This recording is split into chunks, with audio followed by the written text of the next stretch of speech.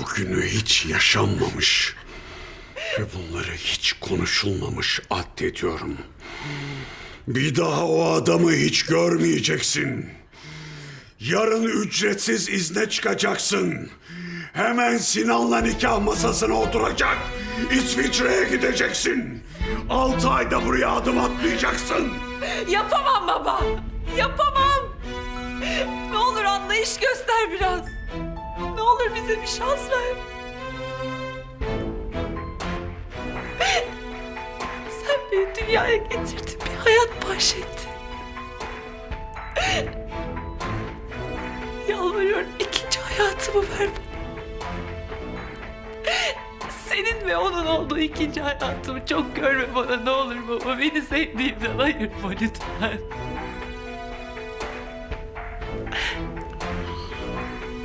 Sen benden imkansızı istiyorsun. Hemen şimdi kararını ver. Ya pılını pırtını topla git bu evden, ya da babana hürmet edip hayırlı bir evlat ol. Ben seçim yapmak istemiyorum. Başka çaren yok. Hemen şimdi burada kararını ver. Yapamam. Ya ailen ya da o adam. Artık bir dönemeçtesin Feride. Karar verme vaktin geldi. Yapamam, ne olur. Bakan Bey, Feride yeter. Bu şekilde konuşamazsınız. Bir sakinleşin, öyle halledin lütfen. Sen karışma Kerime Hanım. Ben de annesiyim Mehmet Sayın Bey. Sizin kadar benim de söz hakkım var.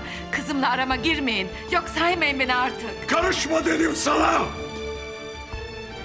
Aile şerefimizle ilgili bütün bu olanlar. Ne olur kavga etmeyin. Feride, kızım, ben senin en doğru karar vereceğinden eminim. Neticede bir tarafta ailen, diğer tarafta o eşkıya. Ver cevabını. Annenin de benim de içimiz rahat etsin. Geri dönüşü olmayan bir biçimde o adam çıkıp gitsin hayatımızdan.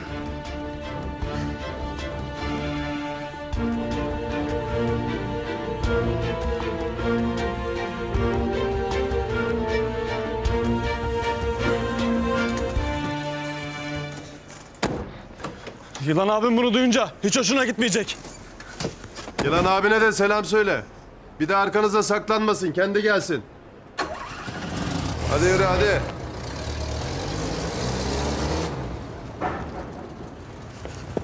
Estağfurullah Zehra. Allah razı olsun Mahir abi. Sana bir can borcum var artık. Senin hiçbir borcun yok bacım. Sen bize emanetsin zaten. Orhan'ıma sağ salim teslim edeceğim seni Allah'ın izniyle. Ama bak yerini öğrenmişler. Daha dikkatli olman lazım. Evden bir daha tek başına çıkma. Tamam mı? Ben şimdi seni eve bırakayım. Kapıya da bizim çocuklardan birini dikerim. Müşteri ol. Ben birazdan gelirim Osman. Dükkan sana emanet. Eyvallah.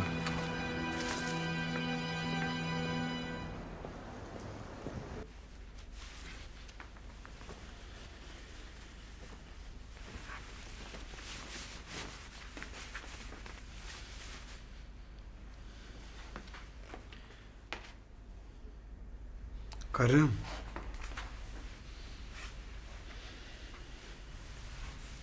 Kadınım. Sen benim yüreğimin sultanısın. Benim gözümde de gönlümde de senden başkası yok. Olamaz da. Senin de benden başka kimsen yok Ayten. Seni gördüğüm gün ben sana ömrümü feda ettim. O deftere imzayı attığımızda sana soyadımı verdim. Bugün de Geçmişin izini beraber sildik.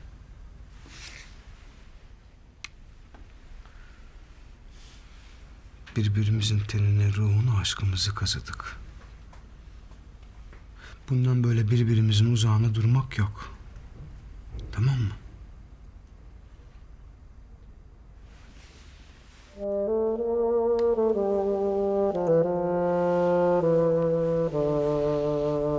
Hadi sen yat dinlen biraz.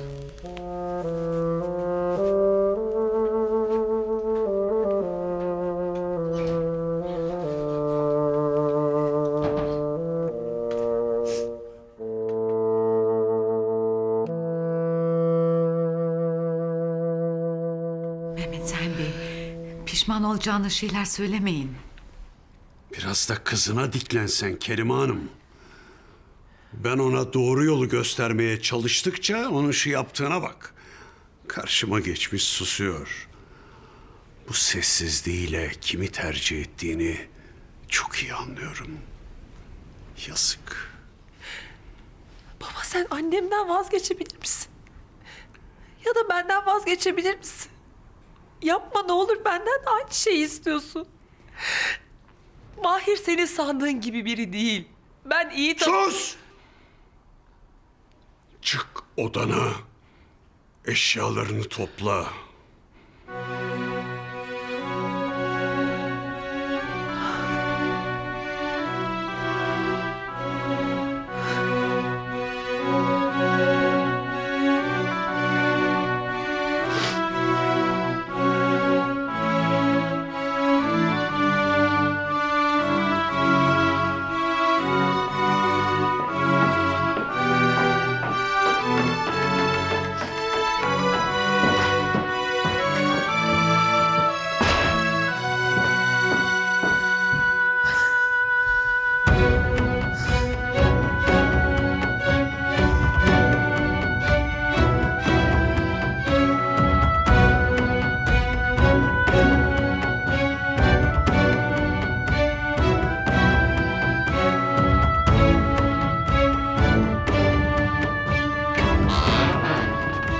Melih, duymuyor musun? Aşağıda kıyamet kopuyor. Duysam ne olacak anne? Babamı görmüyor musun? Kalk oğlum. Derhal ablanla konuş. Hadiseye müdahale et. Feride bizden çok seni dinler. Anne, ben ablama ne diyeceğim? Koskoca insan. O Mahir'i bir daha görmeyeceksin de. Terk etsin o adamı. İkna et ablanı. Of.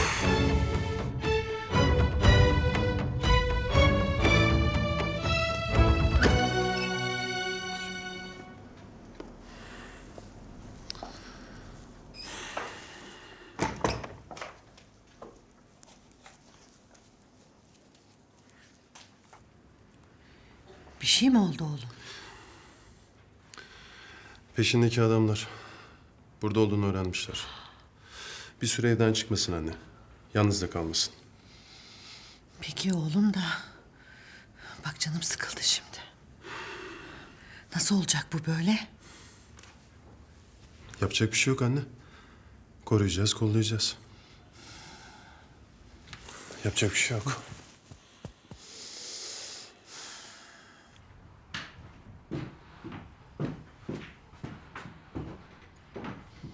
Vaziyet çok ciddi Melih. Ablanı ikna etmeden o odadan çıkma.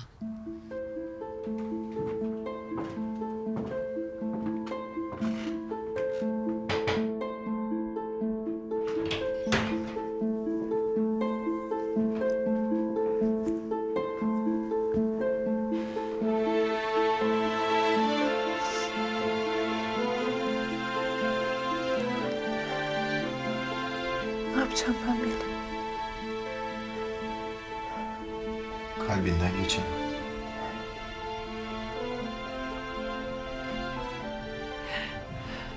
Aklım kalbim paramparça. Ne olur bana yardım et Melih. Keşke. Lakin elimden hiçbir şey gelmiyor. Bu senin hayatın.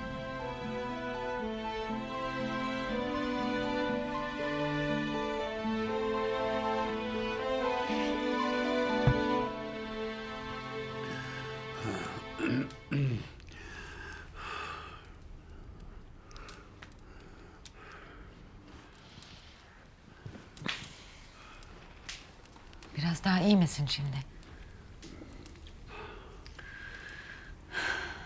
Sen de bir adım geri atsan. En azından Sinan'la nikahta diretmesen. Az vakit versek olmaz mı? Katiyetle böyle kelamlar etme Kerime Hanım. O deyyus yüzünden ilk kez karşı karşıya gelmiyoruz kızımla.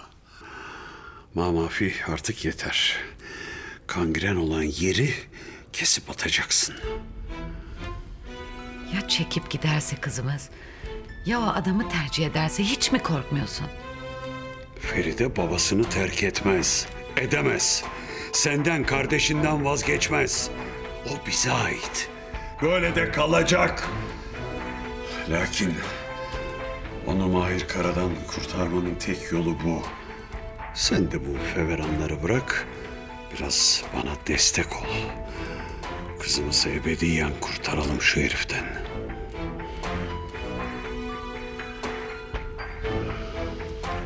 Gitmeyecek yani diyorsun.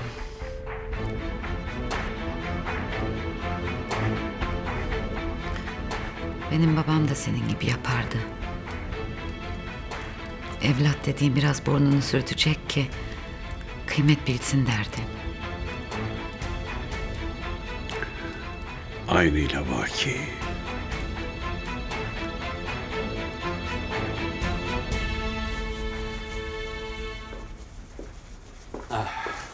Al bakalım evlat. Hemen alayım ustam. Selamun aleyküm Nazif. Kolay gelsin. Sağ ol Ahmet, geç. Bir çay mı iç? Yok yok, fazla vaktim yok.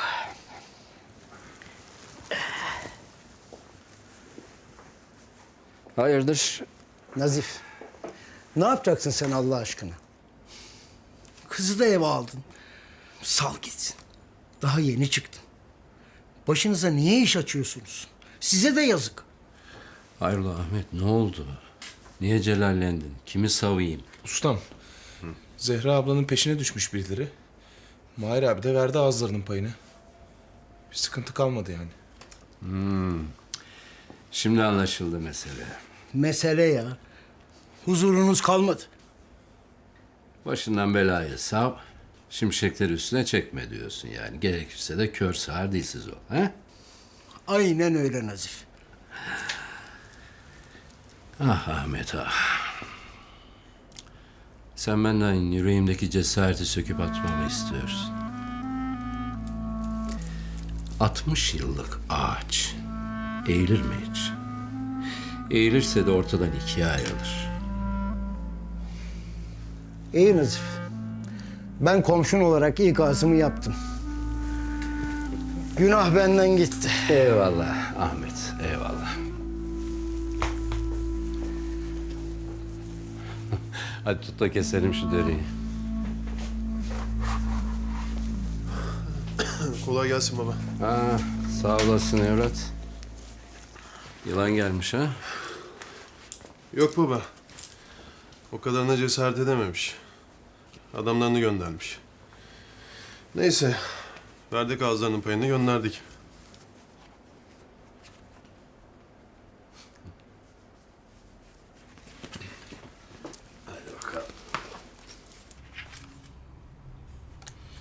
Ben sana diyeyim Selim. Bu kızda çok iş var. Yakında müşterileri kapıdan çevireceğiz yer yok diye. İnşallah abi inşallah. Madem gazın işine girdik bir eğlencesi olsun değil mi abi? Burası bizim ekmek teknemiz oğlum. Milletin keyfinden kazanacağız paramızı. Yanlış yapana da deşerim. Gel. Abi yılandan haber var. Berdan abi adamları Mahir Kara'nın evine yollamış. Hesapta yılanın selam ver deyip Nilay'ın yüzüne kezzap atacaklarmış. Gel gör ki Mahir adamları hacamat etmiş. Yetmezmiş gibi adamların takım taklavatını kezzapla yakıp geçmiş. Yapma ya. Desene kıyamet koptu kopacak.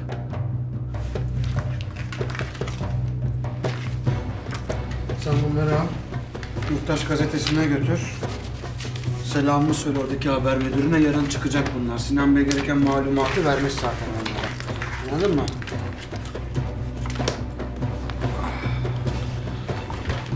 Sen nereye abi?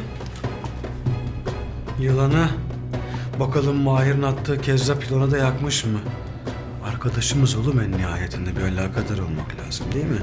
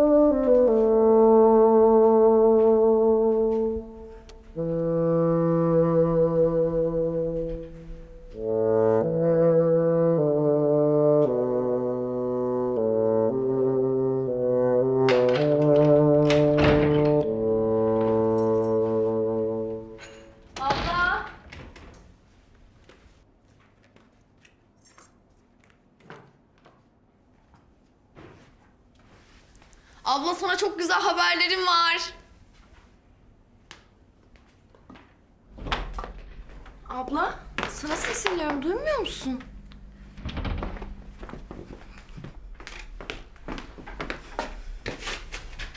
Bütün ikballerimi vermişim. Sonunda mevzusunu alıyorum, çok mutluyum. Abla duymadın mı dediğimi? Ablacığım ne oldu? Kötü bir şey yok ya. Niye ağlıyorsun? Sınavlarını geçmişsin, ona sevindim. Ondan ağlıyorum. Canım benim, tebrik ederim. Teşekkür ederim.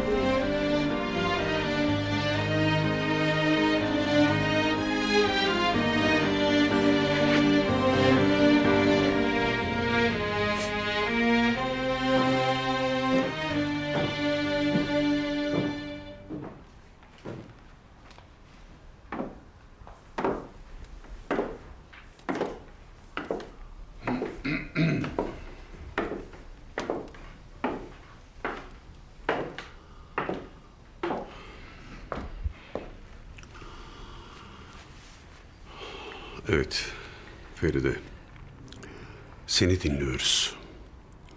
Bir karara vardın mı?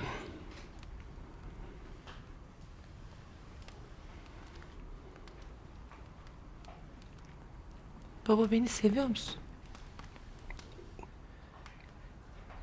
Ne biçim sual kızım? Tabii ki seviyorum.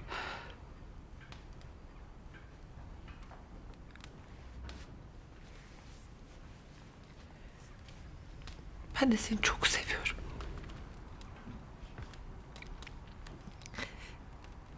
Kızdığın zaman kaşlarını çatmanı seviyorum. Sevindiğin zaman gözündeki ışığını,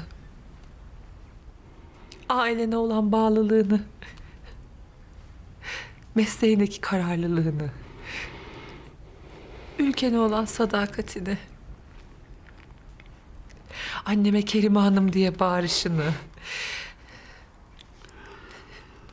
Melih'le anlaşmazlığa düştüğünde bile onu sahiplenişini, dostlarını, tuttuğun takımı, her şeyini çok seviyorum. Ne olur sen de benim sevdiklerimi sev.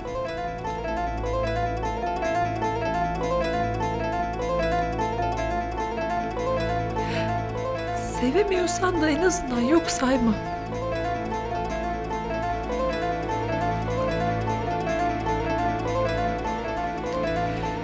O adamdan vazgeçeceksin.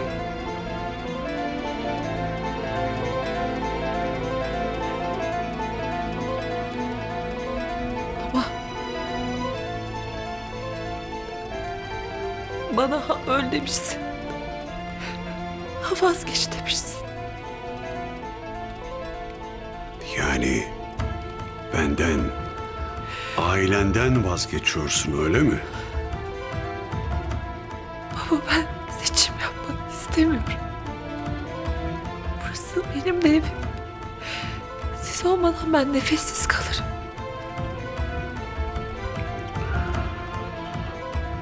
O adamı kabul edemem. Hem o hem biz senin hayatında olamayız kızım.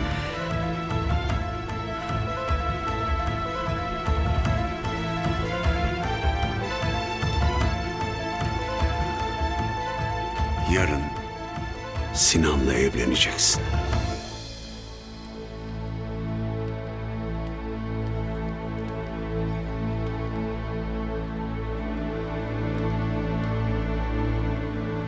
Hayır baba.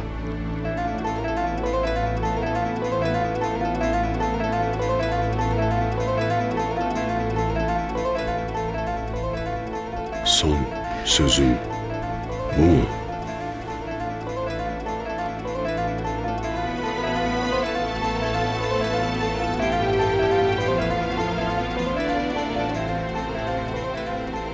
Evimi terk et. Evimi terk et.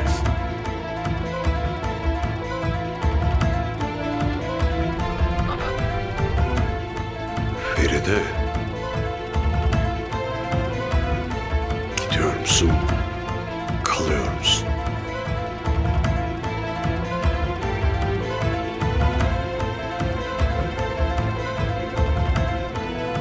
Yarın nikah masasına oturmayacaksan git Feride. Git. Git.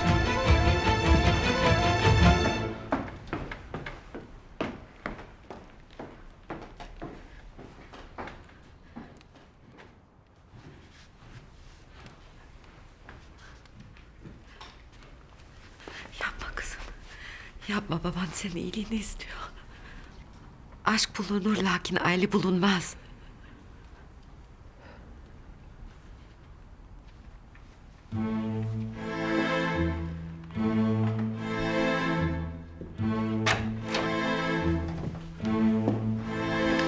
Feride. Hakkımı helal etmem. Bir adam için aileni karşına alma, lütfen gitme. Ben gitmiyorum anne. Siz gönderiyorsunuz. Feride lütfen. Akşamüstü birini yollar, eşyalarımı aldırtır.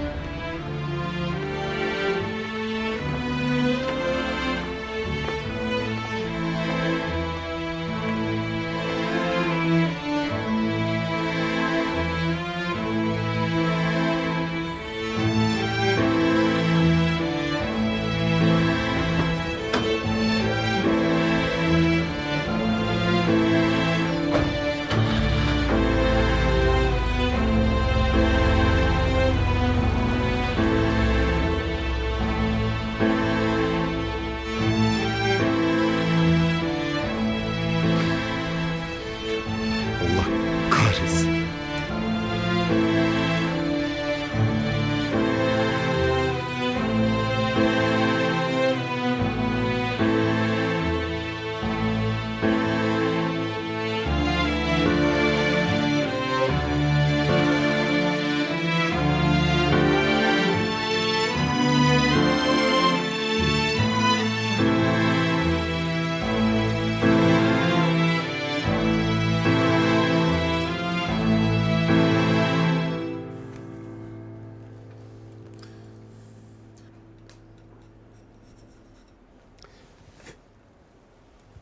Haftaya görüş var, hep beraber gidelim.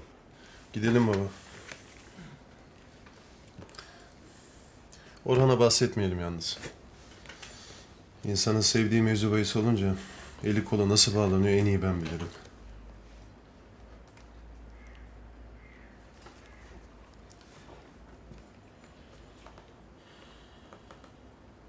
Senin mevzu ne oldu? Feride'yi diyorum. Babası hususunda. Var mı bir havadis? Yok baba. Görüştüğümüzü bilmiyor. Ben söylemedikçe de öğrenemez. Ne olacak? Hep böyle sürüncemede mi kalacak?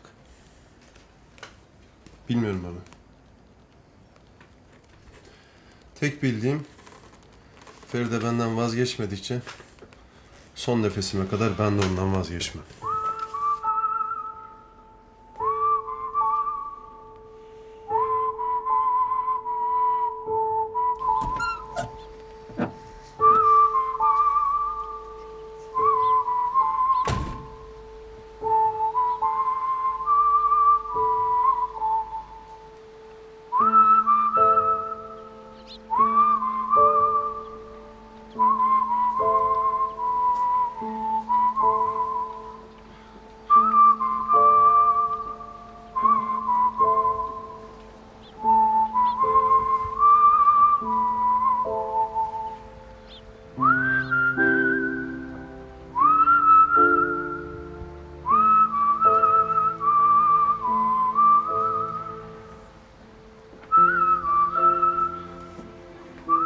Hakim Hanım. Hoş geldiniz. Hoş bulduk. Ne getireyim size? Çayım yeni demlendi. Gözleme de açarım sıcacık. Su. Hemen getiriyorum.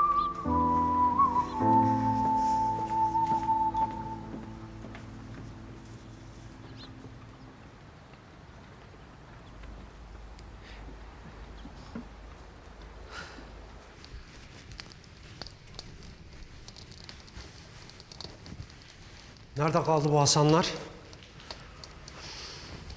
Çık bak bakalım bir gelen giden var mı? Vay efendim ne şeref. Merdivenlerde karşılanıyoruz. Nasılsın canım kardeşim? Her şey yolunda mı? Keyfin yerinde mi diye merak ettim. Malum yoldaş dediğin kötü günde belli olur. Çok şükür bir sıkıntımız yok Barut kardeş. Kim ne ateş verdi de zahmet ettin anlamadım. Allah Allah. Bir de kötü haber tez yayılır derler ha. Haberin yok demek senin. Gerçi haberin olsa namludan çıkan fişek gibi ortalığı yakardın. Necdet, konuş. Senin bildiğin benim bilmediğim neyse anlat da canımız sıkılmasın boş yere. Adamların Nilay'ın üzerine salmışsın. He doğru. Madem yolumuz ayrıldı, güzel günlerin anısına bir hatıram kalsın istedim. Ömür boyu taşıyacağı, aynaya her baktığında aklına geleceğin bir hatıra. Ama asıl merak ettiğim ne biliyor musun? Orhan Efendi kızın yeni şeklini beğenecek mi? Zannımca beğenecek. Kulağıma çalındığına göre çünkü kıza bir şey olmamış. Mahir Kezab'ı eline geçirdiği gibi herifin üzerine boca etmiş. Adamları da çekmiş. Ne diyorsun Necdet? Vallahi ben adamların yalancısıyım. Abi. Hangi cehennemdesiniz lan? Bir karıya kezzap atıp gelemediniz. Hastanedeydik abi. Mustafa'ya götürdüm. Başlatma Mustafa'ndan. Nilay ne oldu ondan haber ver. Abi dediğini yaptık. Nilay'ı kıskıvrak yakaladık ama Aması ne lan? Mahir yolumuzu kesti. Ee? Nilay'ı çekip aldı. Daha biz dur diyemeden Kezzap'ı aldığı gibi Mustafa'nın şeyine döküverdi. Nasıl lan? Nasıl olur bu ha? Herif hem avradı çekip aldı elinizden hem de ikinizi yere serdi siz de baktınız öyle mi? Nasıl adamlarsınız lan siz? Adamların üzerine bu kadar gitme yılan. Karşılarındaki herhangi biri değil ki. Mahir Kara.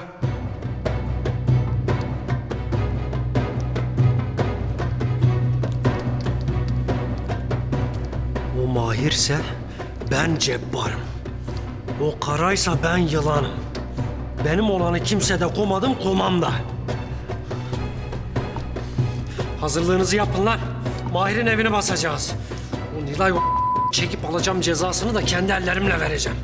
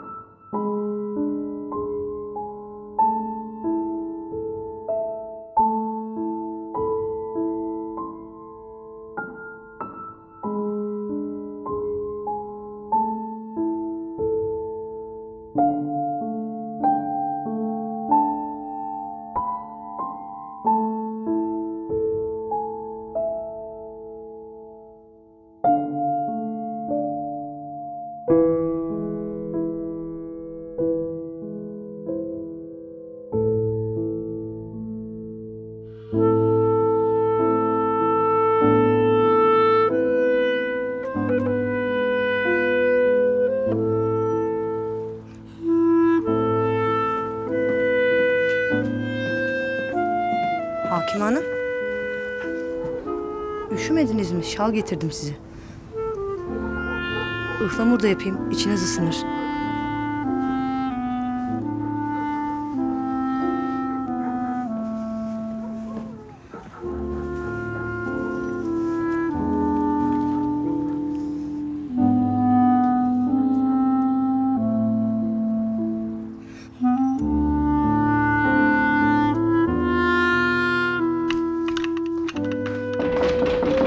Ben bakıyorum.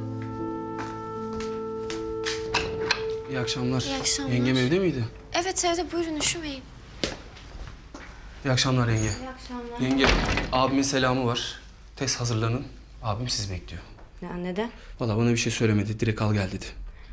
Ay yok, benim dünya kadar işim var. Ocakta yemeğim var. Yenge, ocağın altını kapatın. Üstünüze bir şeyler alın. Abim sizi bekliyor. Allah Allah, ne oluyor bu kadar? Yangından mal mı kaçırıyoruz? Evden çıkacaklar dedi. Acele etsinler dedi. Oyalanmasınlar dedi. Tamam, sen arabada bekle. Nurten'cim, duydun ablacığım. Kapat yemeğin altını. Üstüne de bir şeyler al, hazırlan. Hadi.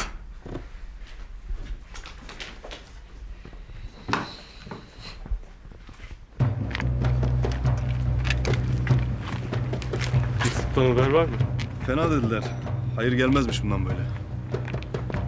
Silahlar tamam mı? Tamam Hasan abi.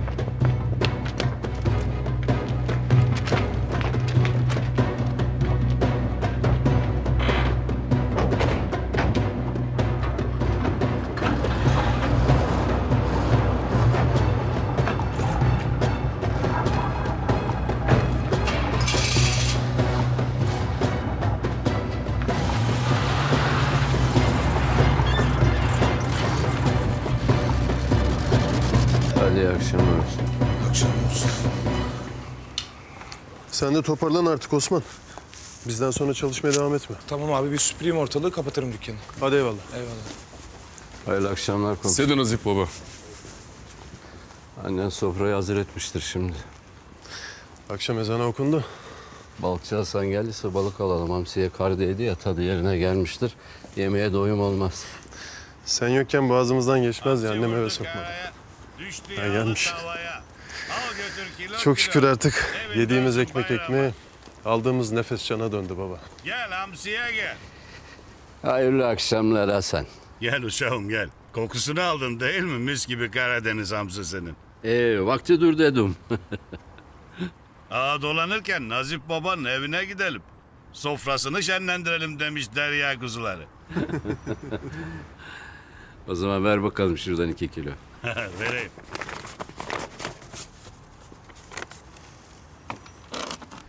Vallahi Mahir, burası benim çöplüğüm hesabı horozlanmış. Yılana da selam söyleyin demiş. Herifin şeyine de kezzabı dökmüş. Ondan sonra paket edip göndermiş. Şimdi yılan bunu duysa altında kalır mı? Eli kulağındadır. Eve damladı damlayacak. Karayı da alacak oradan. Enteresan. Bu söz konusu olan kadın genel evde çalışmıyor muydu? Aynen öyle. Elin kıymete bindi yani. Benim için sakınca yok. Mahir'in başı ne kadar derde girer, benim için o kadar iyi. Sana verdiğim bütün sözleri tutuyorum. Dert dedin, derdi buldum. Bela dedin, belayı saldım. Neyse ne yani. Bakalım bundan sonra ne olacak? Efendim? Eline sağlık diyorum. Şöyle güzel, köpüklü bir kahve içelim mi?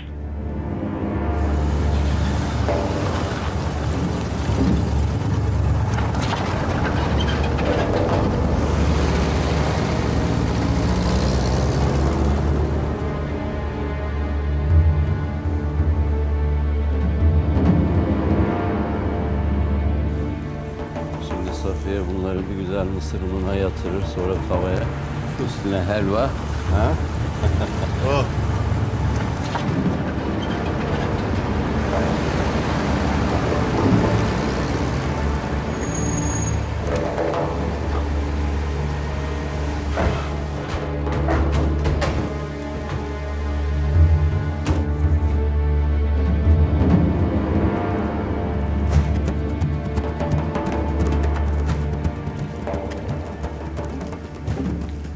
Bana bir mektup yollamışsın Mahir.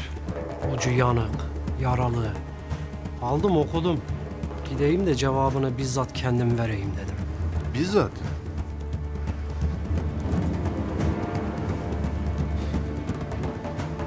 Hayran kaldım cesaretine.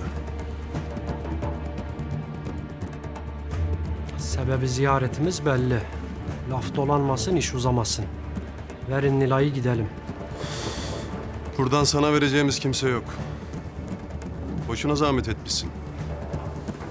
Topla adamlarını, yürü git mahallemden. Ben okudum o romanı. Yanımda olsa sana da verirdim. İkincisini de Orhan hediye etmişti.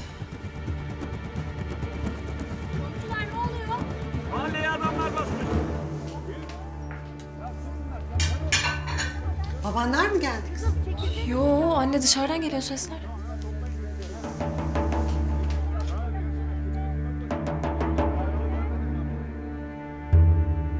Anne kimmiş?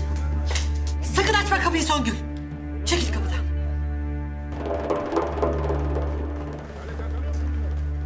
Ay abla ne oluyor?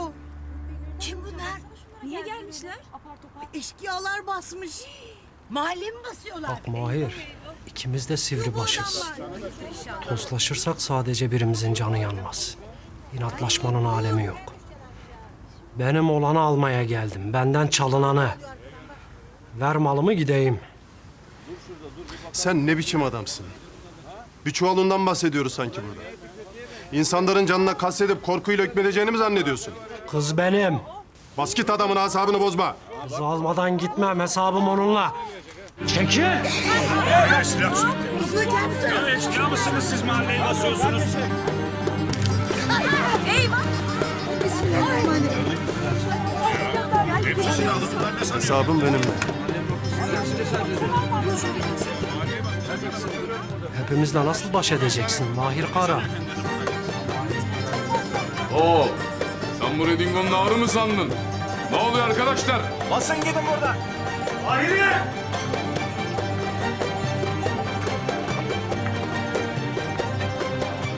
Hayırdır kardeşim? Utanmadan silah çekiyorlar Mahir'e. Polis çağırın. Siz kimsiniz de silah çekiyorsunuz? Ne oldu Nazif abi? Kim bunlar? Yeter artık bu insanların başına açtığınız dertler. Ne istiyorsunuz bu insanlardan? Alacak verecek yok yılan. Arkana bakmadan git artık.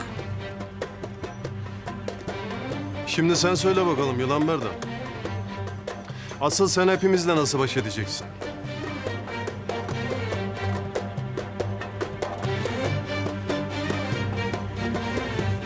Gidiyorum. Ama bu gidişin dönüşü olacak. Artistlik yapma be. Hadi yürü. Anca gidersin. Bir daha görmeyeceğiz burada sizi. Hadi. Yürü lan yürü. Sen de buraya be. Reziller sizi. Defolun. Yürü anca gidersin. Kıl boyunuza. Hadi. Adam olun biraz. Defolun. Bir daha da gelmeyin lan buraya. Poz kaldırma, yavaş. Hadi. Hayır geçmiş olsun. Biz her zaman arkandayız abi. Sağ olun. Allah razı olsun hepinizden. Bizim gözümüz korkmaz böyle şeylerden. Geçmiş olsun. Kardeşim var mı bizlik bir şey? Eyvallah kardeşim. Sağ olasın. Saygılar Nasip baba.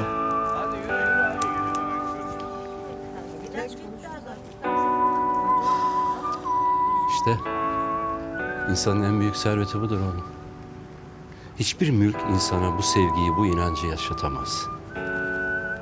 Oysa ne kadar insan birikmişse ömrünün hazinesinde o kadar zenginsindir.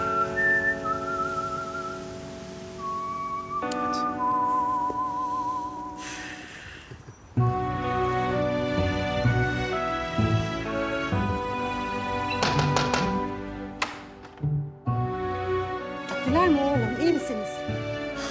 Gittiler anne, gittiler. Yok bir şey. Al bakalım küçük gelin. Annene yardım et de pişirin. Acıktık yahu. Sağ ol canım.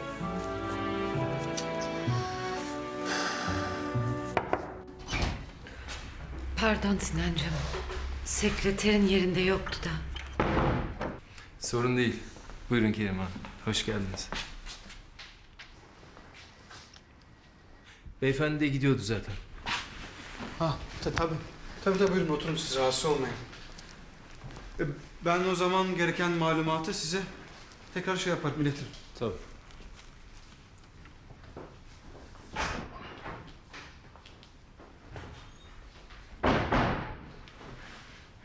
Ne oldu Kerim Hanım? İyi görünmüyorsunuz. Değilim Sinancığım. Nasıl olayım ki? Neler oldu bir bilsen.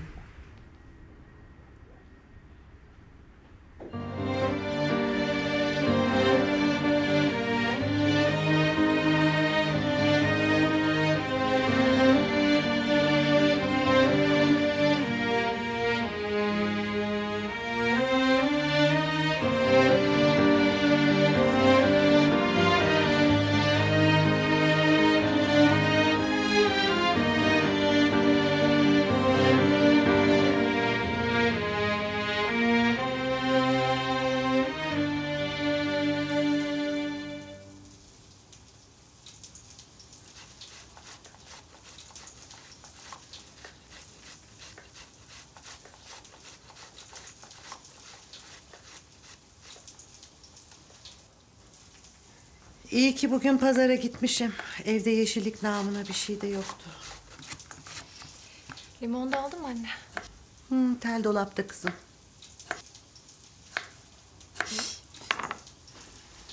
Ne oldu? Ne oldu? Elini mi kestin kızım? Bir şey yok, bıçak kaydı. Dur bir bakalım kanıyor mu?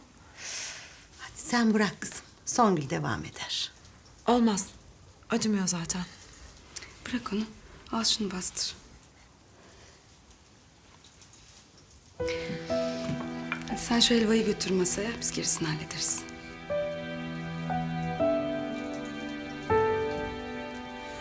Peki abla.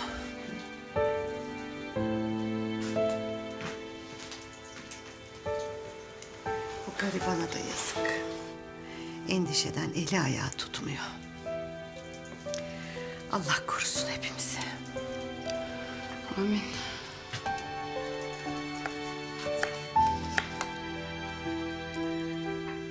Belli bu yine gelecek. Öyle görünüyor baba.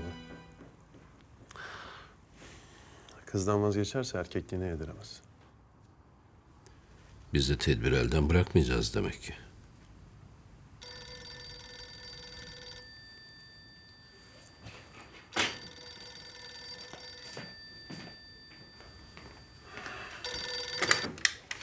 Alo. Mahir abi, Kemalettin'in karısı ben, bildin mi? Bildim. Hayırdır? Kusura bakma, rahatsız ediyorum akşam akşam abi. Estağfurullah bacım. Söyle. Hakime Hanım geldi bugün, akşamüstü olmadan. Evet. Geldi oturdu. İnan oturuşu oturuş abi. Gözün dikti ufka, saatler geçti. Kursandan ne bir lokma geçti, ne bir bardak su içti. Bir sıkıntısı var galiba. Tamam bacım sağ olasın. Geliyorum hemen. Tamam abi.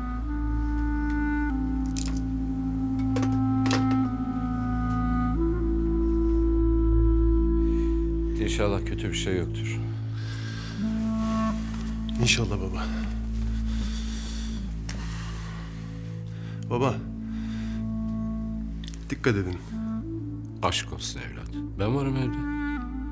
Hadi yürü. Allah'a ısmarladık.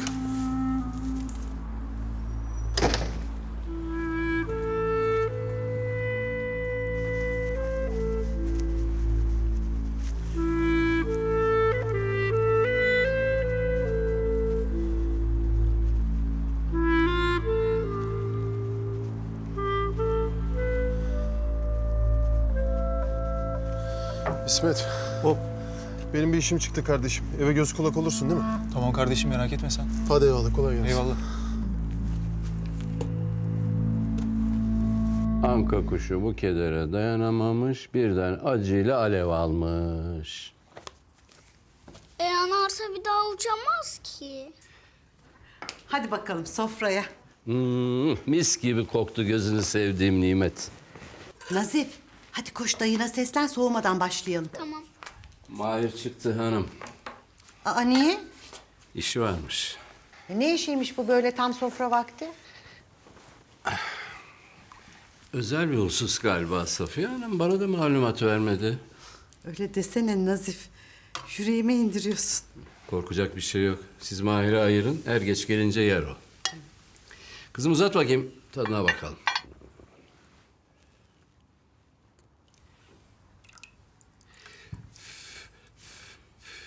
Acıktık değil mi uşağım?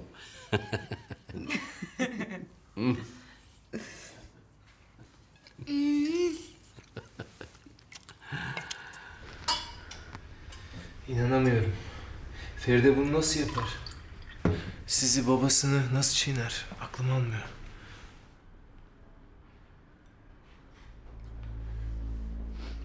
Bu adamın yüzünden. Gözlerini kör etti kızımın. Mahir'in ne kadar tehlikeli olduğunu, canını ne kadar yakacağını görmüyor, görmek istemiyor. Haklısınız ama ne yapabiliriz? Feride çocuk değil ki. Bir çare bulmamız şart Sinancığım. Feride ile Mehmet Sami muhakkak barıştırmalıyız. Bu küslük uzarsa ailem paramparça olur. Eğer Feride bir daha eve dönmezse, babasına inat o adamla evlenirse, işte o zaman Mehmet Sami'nin yüreğine iner.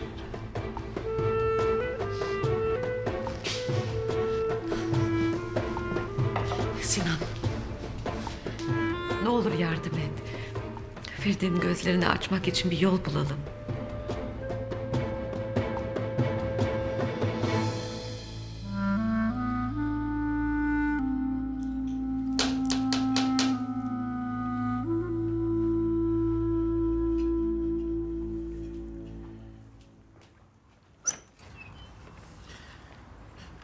İyi akşamlar yenge. İyi akşamlar. Rahatsız ettim. Oo Dalyan, hoş gelmişsin. Gel, buyur.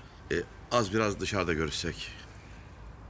Safiye, paltomu uzatıver bir zahmet. Al Nazif. Sağ ol.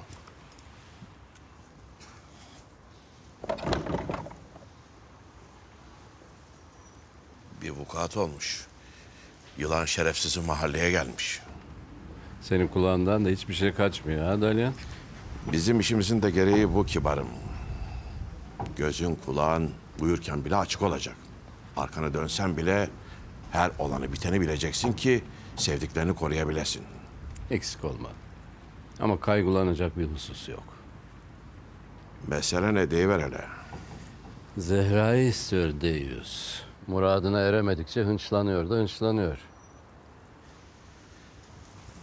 Bak kibarım, biliyorum diyeceklerimden haz etmeyeceksin ama sen ailenin dirliği için çok sıkıntı çektin. Şu yılanla, çıyanla uğraşma derim, kapışma derim. Ne demek o Dalyan? Kızı salıvermezsen beladan kurtulamazsın. Kapıma geleni kovayım öyle mi? Eleman dileğini duymayayım. Gözümü gönlümü kapatayım ki huzurum kaçmasın. Kibarım, ben seni, aileni düşünüyorum. Zehra da benim ailem Dalyan. Oğlumun gönlüne yazılmış. Belki birbirlerinin nasibi olacaklar. Tut ki öyle değil. Tut ki kız 40 kat el. Benim meşrebime sığar mı? Düşkün birini çaresiz bırakmak ha? O zaman uykuma uyku, rahatıma rahatlık denir mi?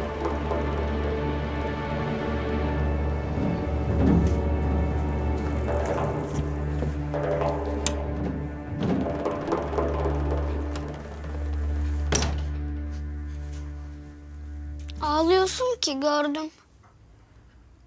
Neden geldi o abiler? Neden kızdılar sana? Orhan dayımı sevdin diye mi? Ama sevmek kötü bir şey değil ki. Dedem söyledi. Hem herkes birbirini severse düşmanlık olmazmış. Öyle ama Bazen sevmek de, sevilmek de kabahat oluyor işte. Niye ki? Ben hiç anlamadım. Sen hiç anlamadı, yaşamadın böyle şeyleri.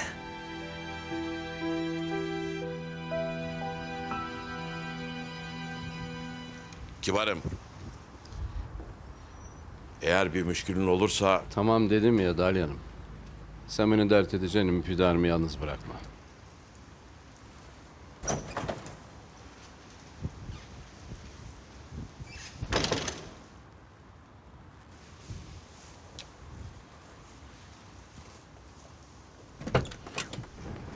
Birkaçınız burada kalın. Gözünüzü kırpmadan nöbet tutun. Tamam abi.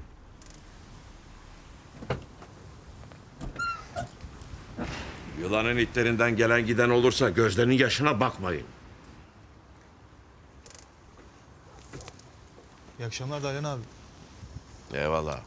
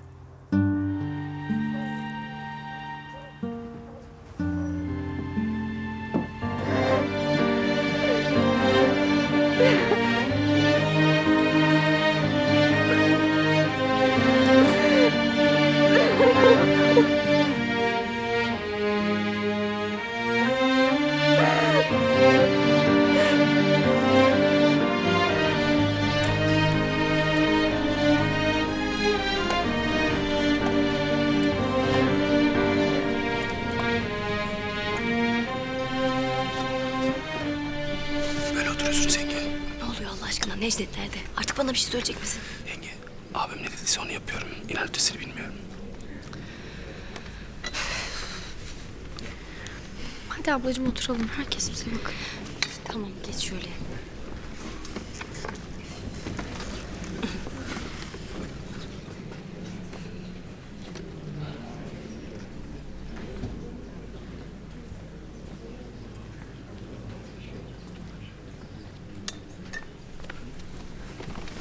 Sultanım, Ne oluyor Necdet? beraber film izleyelim dedim. Hem Baldız geçen gün bu filmi çok beğendiğini söyleyince aklımın bir köşesine yazmıştım. Halihazırda sınavlarını da başarıyla verdi. Mükafatlandırmak lazım, değil mi? Niye eve gelip kendini almadın? İşim vardı sultanım. Yoksa ben gelip almaz mıyım sizi zaten? Neyse enişteciğim çok teşekkür ederim. Bütün arkadaşlarım gelmiş filme inanılmaz övüyorlardı. Çok sevindim. Lafım olur Baldız. Yeter ki senin gül yüzün gülsün. Teşekkür ederim enişteciğim.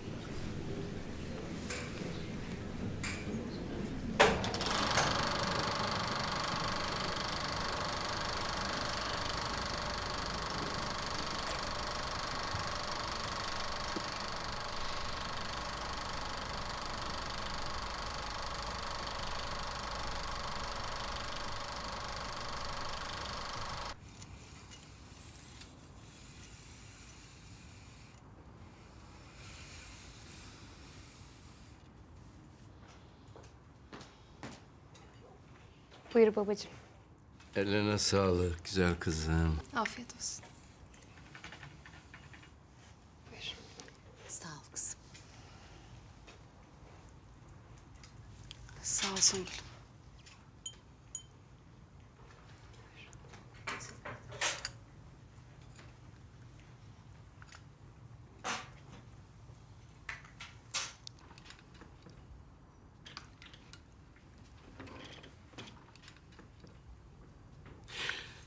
İlknur kızım. Hadi şu radyoyu aç da tiyatro varsa dinleyelim. Bu saatte yoktur ki babacığım. İyi madem.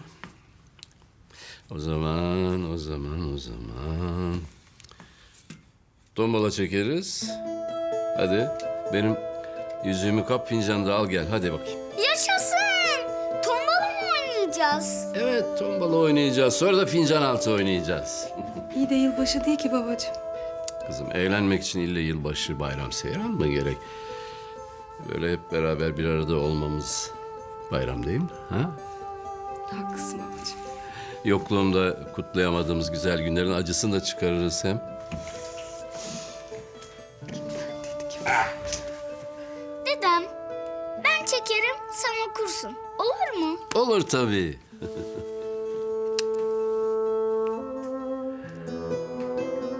Al bakalım. Zehra, hadi sen de sabah yaptığın kurabiyelerden getir. Hep beraber yiyelim. Tabii ki. Hadi. Ben de fincanla yüzüğü getireyim.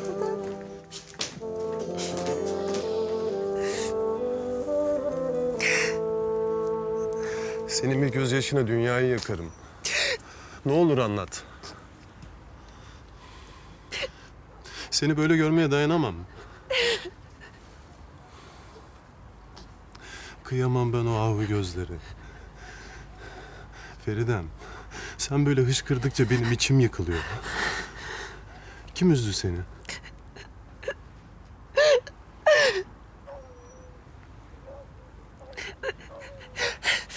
Neden bana söylemedin?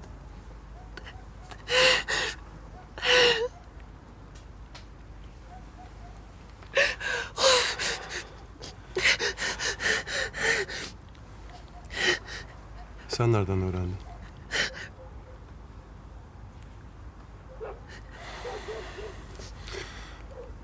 Durum çok mu kötü?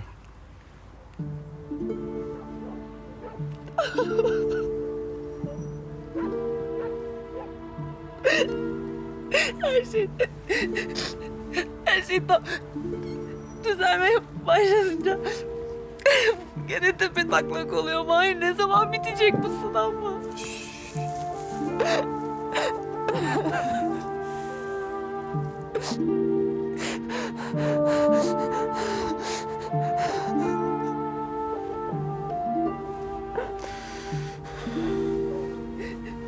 Ne istedi baba? Beni bırakmanı mı?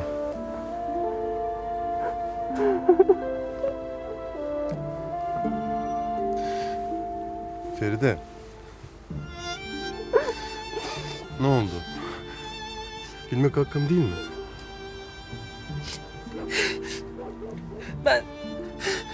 Benden tercih yapmamı istedi. Ben de kapıyı çektim çıktım. Evden ayrıldın mı? Babam gönderdi desek daha doğru olur. Benim yüzümden ailenin sırtını dönmeni istemem.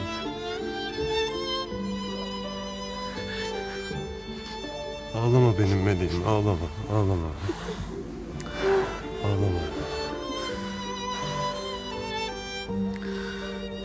Bak Feride, bak bir tane.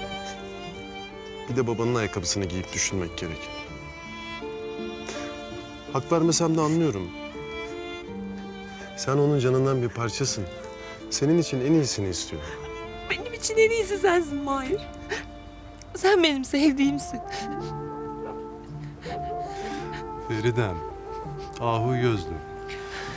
Ben senden asla vazgeçmem. Ama onlar senin ailen.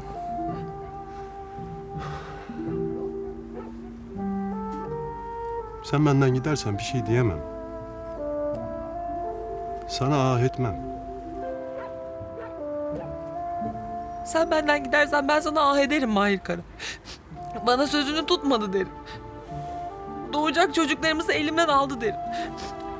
Üf, zaten içim pare pare. Bir de sen böyle konuşma.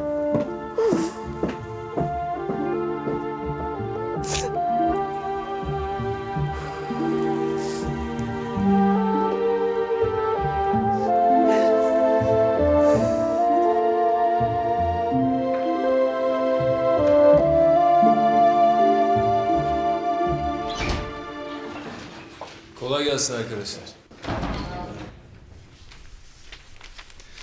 Nasıl gidiyor Halit abi? Çalışıyoruz Sinan Bey. Güzel. Yarınki manşetimiz ne? Dünkü haberin devamına gireceğiz. Güzelmiş ancak bu haberi aşağıya alalım. Yerine bu haberin manşetten girmesini istiyorum. Neden Sinan Bey? Bu haber özel yazı dizisi biliyorsunuz. Üstelik yalnızca bizim gazetenin elinde bu bilgiler. Emin ol bundan daha özel bir haber getirdim sana. Daha sarsıcı. Peki o zaman dizgiye yetiştireyim.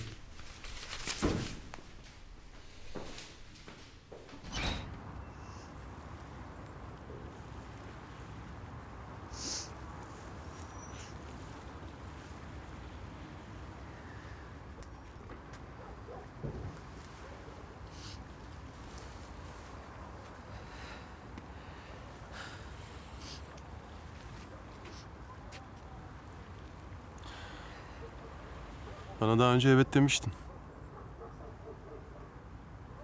Yine der misin? Neden söz ediyorsun?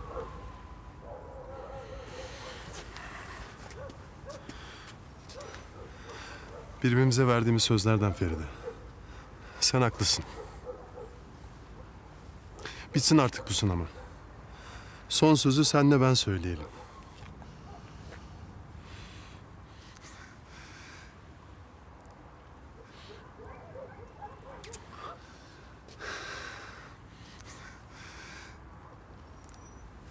Evlen benimle. Hemen yarın. Yıldırım nikahıyla karım ol.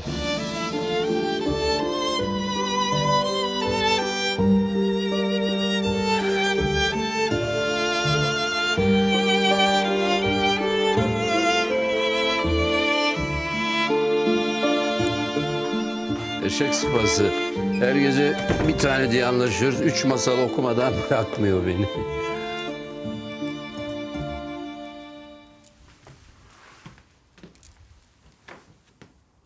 Safiye.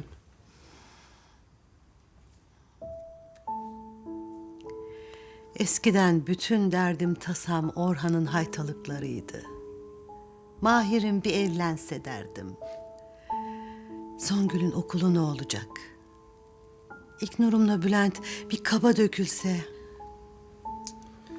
Herkesin payına düşen kadar kaygı, her evin derdi kadar dert. Artık yarından korkar oldum Nazif. İçimizi kemiren bu evham ne zaman bitecek? Hep böyle diken üstünde mi oturacağız? Dünyanın gailesi biter mi Safiye? Hırla gürle geçecek bu hayat. Ne zaman ki nihayete erecek ömrümüz, ebedi huzura o vakit kavuşacağız. Ağzından yel alsın Nazif. Allah ölümün de yaşamın da hayırlısını versin. Orası öyle Safiye'm.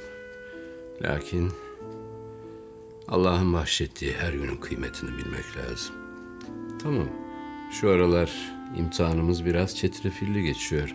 Ama buna isyan etmek yerine yan yana oluşumuza şükretmeliyiz. Birlikte olduk mu nice dertlere katlanır, nice badireleri atlatırız. Benim hamsi kokulu Safiye'm. Aşk olsun Nazif.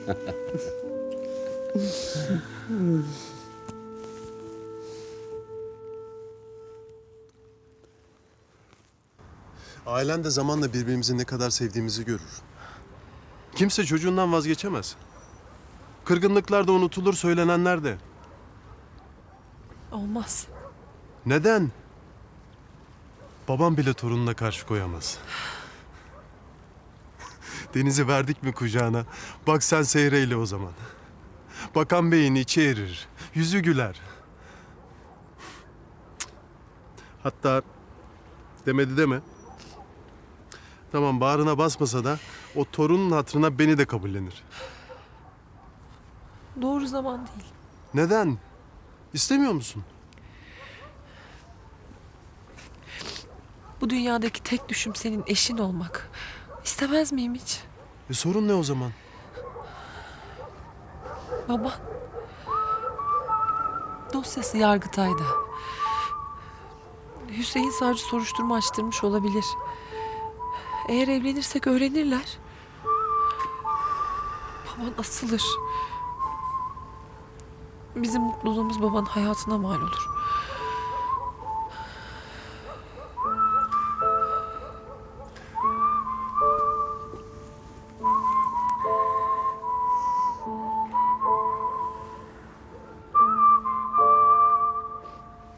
Bu kadar yol almışken bencillik yapamayız.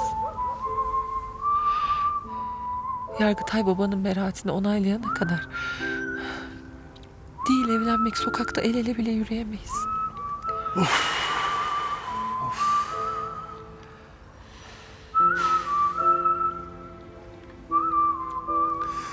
Kahpe felek yine aramızdan çıkmadı ha Sevdam. Ama gün olur devran döner. Ağlayanlar da elbet bir gün güler. Ben inanıyorum buna. Ben de sana inanıyorum Mahir Kara.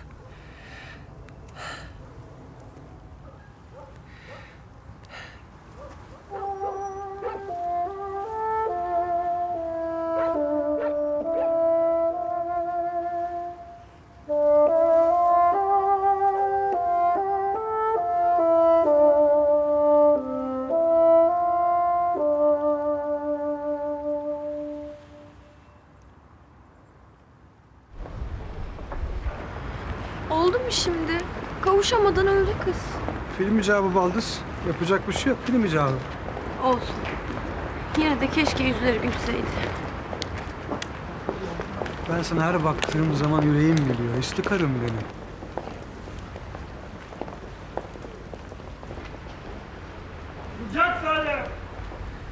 Hadi Baldız gel ben sana bir salep ısmarlayayım da kederin dağılsın. Olur işte, ablam da çok sever.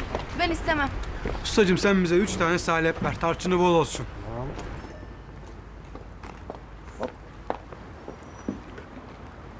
Bence sultanıma.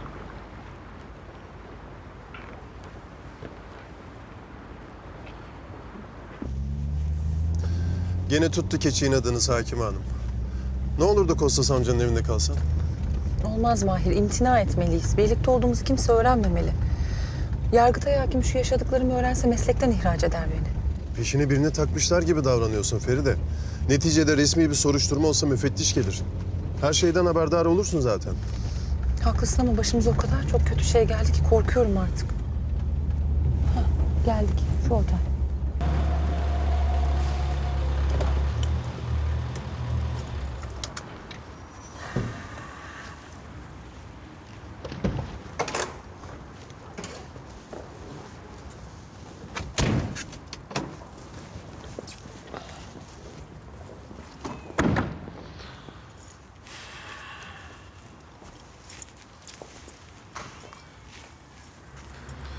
Bu otel işi hiç hoşuma gitmedi bilesin.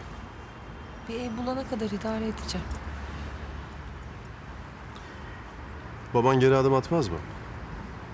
Bazen söz ağızdan çıkar ama onu uygulamak zor olur ya. Bence o sensizliğe dayanamaz. Yıllarca Melih'le konuşmadı. Eve bile almadı. Onun hükümleri kalıcıdır. Eğer karar verdiyse bitti. Dönüşü olmaz. Keşke elimden bir şey gelseydi. Yanımdasın ya. Dahası mühim değil.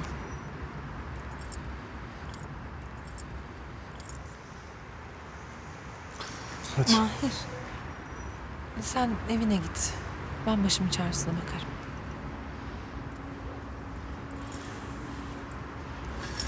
Peki. Dikkat et. Kimseye kapını açma. Merak etme. İyi geceler. Sana da. Hah.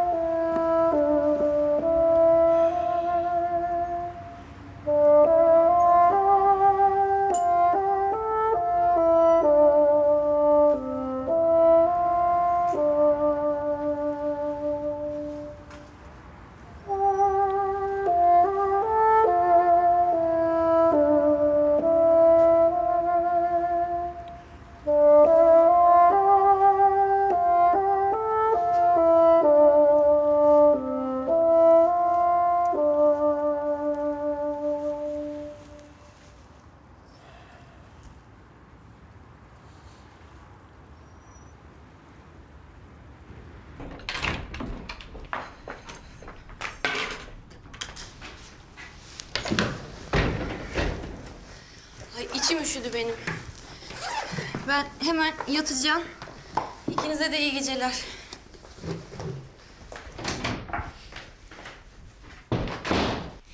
Enişte her şey için çok teşekkür ederim. Çok güzeldi. Allah rahatlık versin Baldız.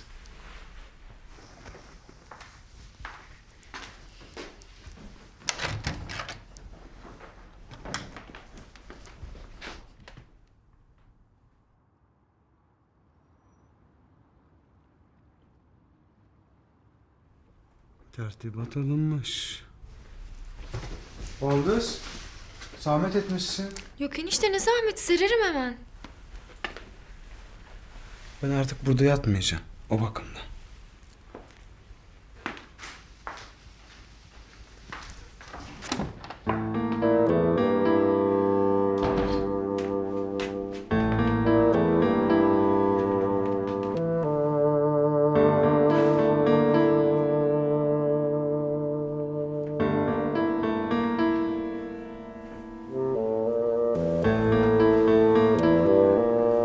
İyi geceler sultanım.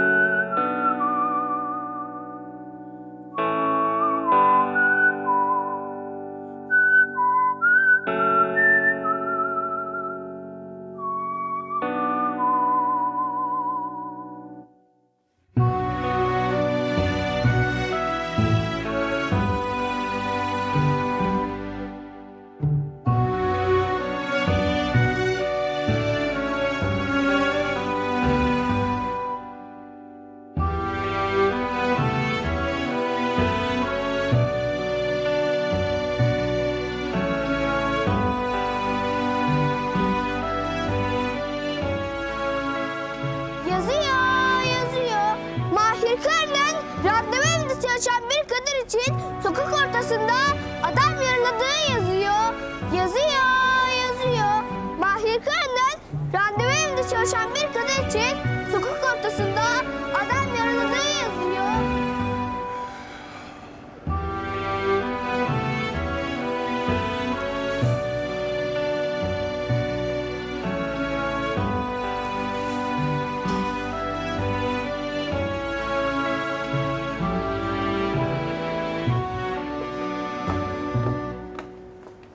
Aa Mahir.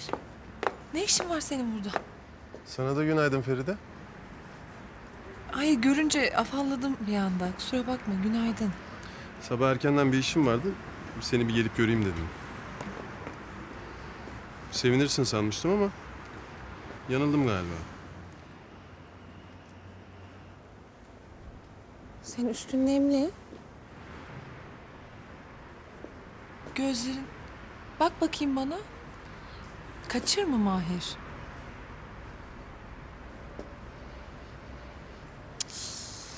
Buz gibiler. Hafiyeliğiniz bitti mi Hakime Hanım? Nedir kararınız? Kıracak mısınız kalemimi? Hiç gitmedin değil mi sen? Sabaha kadar burada bekledin. Uyum kurusun. Yıldızların altında oturmayı çok seviyorum. Ne hasta olursam. Niye bekledin Mahir? Sabaha kadar burada beklemenin bir açıklaması var herhalde. Nasıl gideyim Feridem? Babanın evinde güvendeydin. Başında babam vardı. Kardeşim vardı. Eviniz korunuyordu. Ama buraya nasıl itimat edeyim? Başımıza neler geldi? Turgut dışarıda. Suat dışarıda. Sen burada bir otelde. Tek başına. İçime sinmez. Aklım sende kalırdı. Gene uyuyamazdım. Sen güvende olmadıkça tek başına kalmana nasıl izin veririm? Anlaşıldı. Benim bir ev tutmam elzem oldu. Aç mısın? Hem de nasıl. Şurada bir amca var. Çift kaşarlı domatesli bir tost yapıyor. Parmaklarını yersin. Fevkalade. Çayı da yeni demledi. Halis mulis bizim oraların çayı. Hemen herkesle ahbap oldun değil mi? Ne yaparsın? Yalnızlık zor zanaat. Bak kokusu da geldi şey.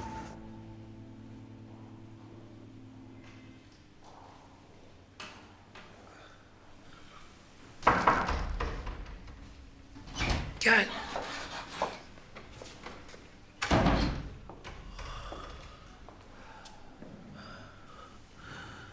Hoş geldin cancağızım.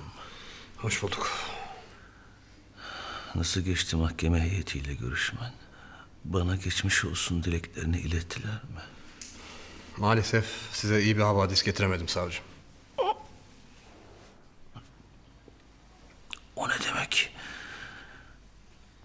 Duruşma ertelenmedi mi? Heyet ikna olmadı. Turgut Akın olsun olmasın mahkeme toplanacak dediler. Avukatınız olarak yalnızca benim iştirakım kafi bulundu. Duruşma bugün görülecek. Alelade biri miyim ben? Bu ülke için hizmet etmiş bir savcıyım. İcabında kaideler benim için esnetilebilir. Maalesef kanun herkes için geçerlidir. Yemişim kanunun kitabını.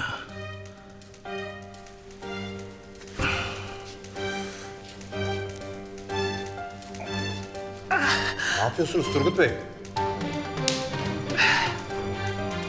Yapmayın. Daha yeni ameliyattan çıktınız. Dikişleriniz taze.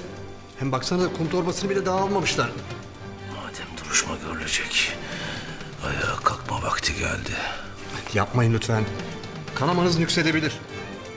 Hem gerçekten gelmenize gerek yok. Ben savunmanızı layıkıyla yapacağım. Emin olun. Sence ben kaderini başkalarının ıstıkasını bırakacak kadar salak mıyım? Duruşmada görüşürüz öyleyse.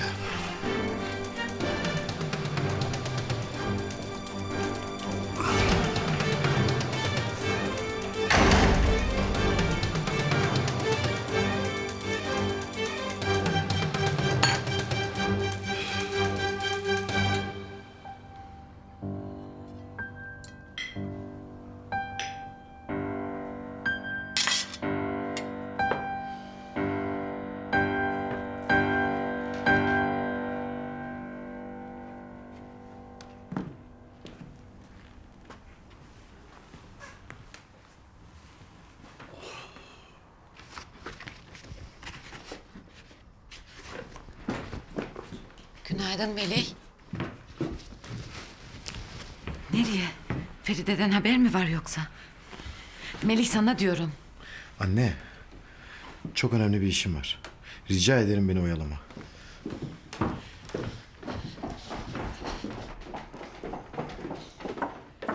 Melih nereye? Günaydın.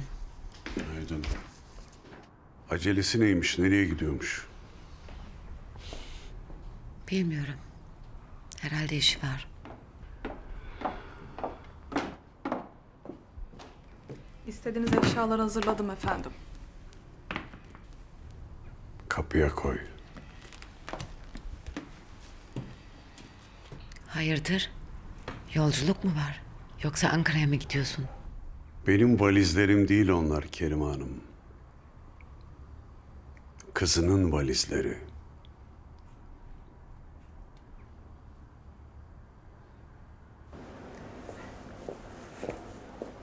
Feride, bırak şu inadı. Ben sana istediğin gibi bir ev bulacağım. Ne gerek var işi böyle yokuşa sürmeye? Hayır Mahir. Ben senin niyetini biliyorum. Kendi istediğini yaptıracaksın bana, dizinin dibinden ayırmayacaksın. Bir taraftan babam çekiştiriyor, bir taraftan sen. Acıyım bana, rica ediyorum. Sen gör bakalım Hakim Hanım. Nasıl geliyorsun dediğime. Ben bir oda, bir salon, bir yer arıyorum. Eşyalı olması tercihim. Zira ev kurmak için vaktim yok. Mesai çok yoğun malum. Kaç kişi oturacaksın? Kim yani?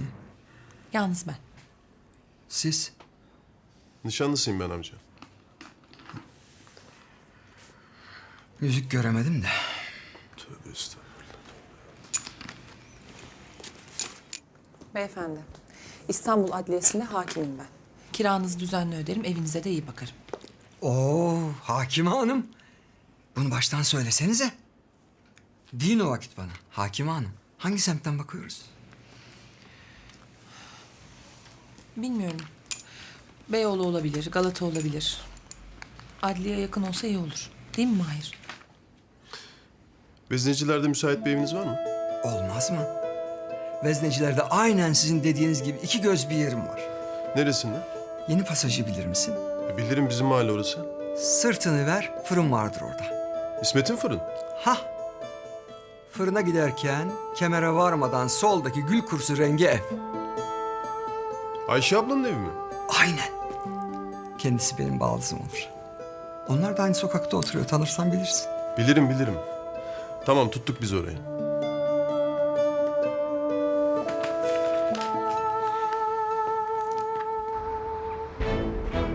Vedat! Al bunları, koy arabaya.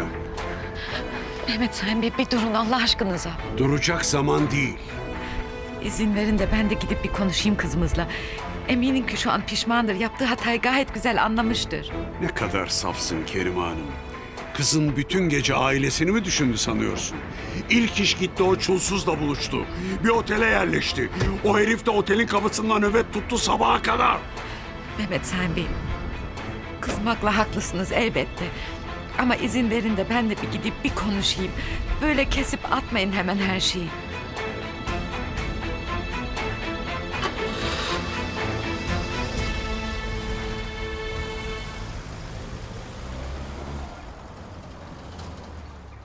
İki güne çıkıyor içindeki kiracı. Öğretmen hanım sizden iyi olmasın. Bir günden bir güne sıkıntısını görmedik. Tayini çıkmış oraya gidecek. Anahtarı versin ben size getiririm. Sağ olun. İyi mesailer. Allah'a emanet olun. Hayırlı işler abi.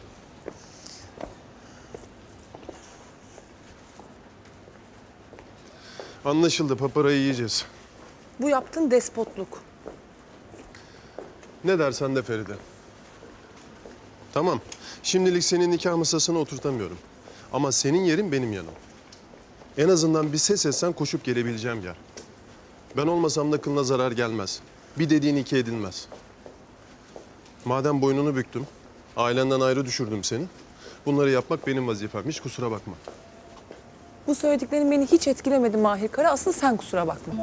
Sırf sen öyle kapılarda bekleme, hasta olma diye kabul ediyorum. Sonra zatürre falan olursun, bana bir sürü vicdan azabı. İnsanlığından yani. Hadi hadi, senin de hoşuna gitti bana yakın olmak. Aa, Konuşamasak da en azından birbirimizi görürüz. Seninle uğraşılmaz Mahir Kara. Pes ediyorum. Fevkalade.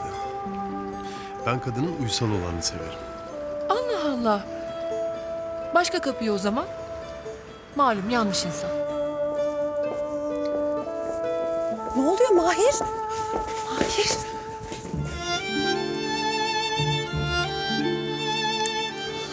Ne yapıyorsun?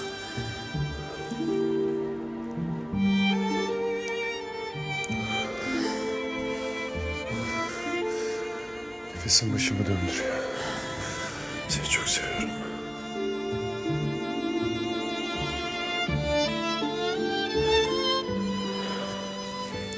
Sana çektirdiğim bütün acıları unutturacağım Feride.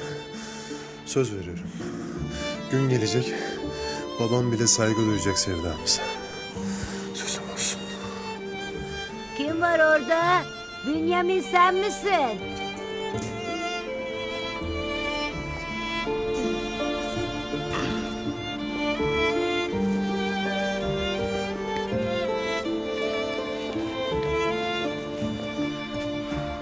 Adli vakalarda savcı izni olmadan cenazeyi çıkaramıyorsunuz değil mi?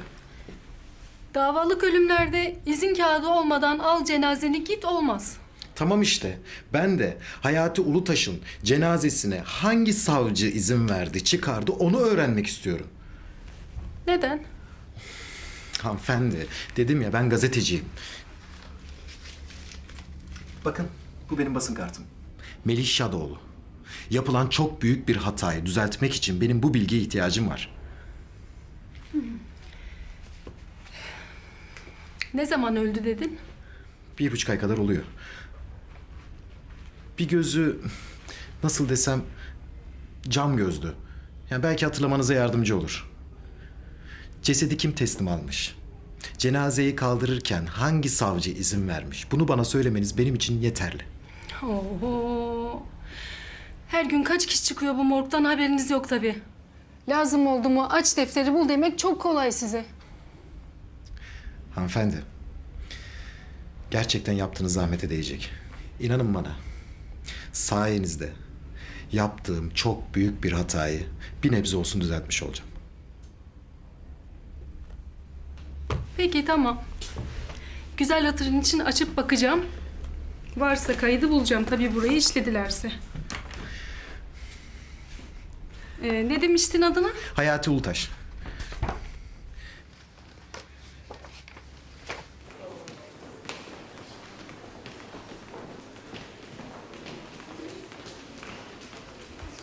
Günaydın Feride Hanım.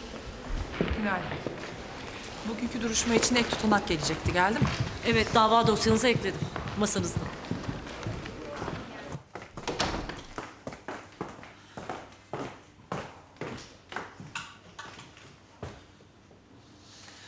Evet.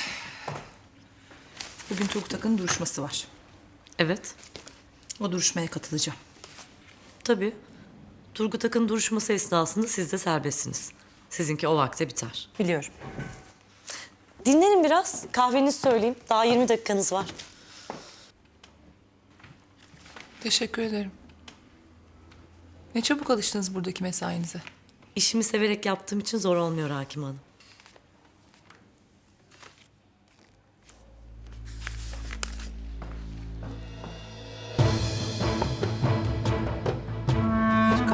Evinde çalışan kadın için adam ya.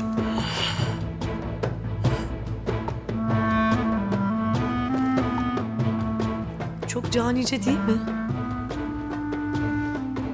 Hoş. Babası katil birinden de başka bir hareket beklenemez zaten. Suna Hanım çıkın dışarı. Çıkın hemen.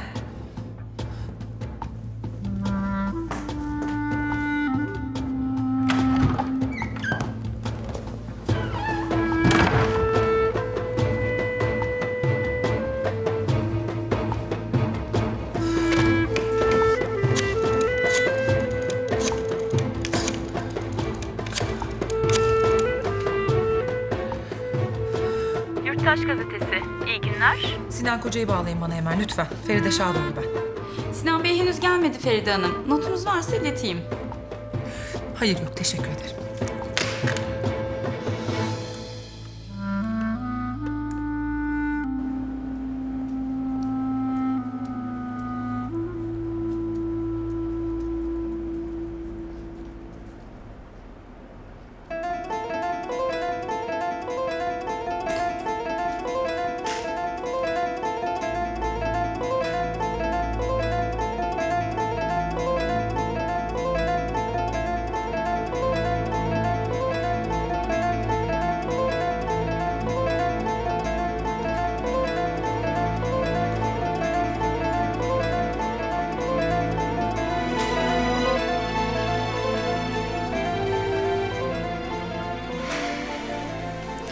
Bu kadar erken ayaklanmamalıydınız Turgut Bey. Benim bünyemin ne kadar mucizevi bir bünye olduğunu en iyi sen bilirsin cancağızım. Merak etme ben gayet iyiyim.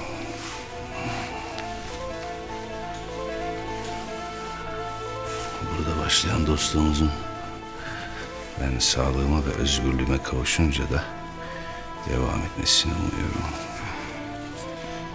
Elbette.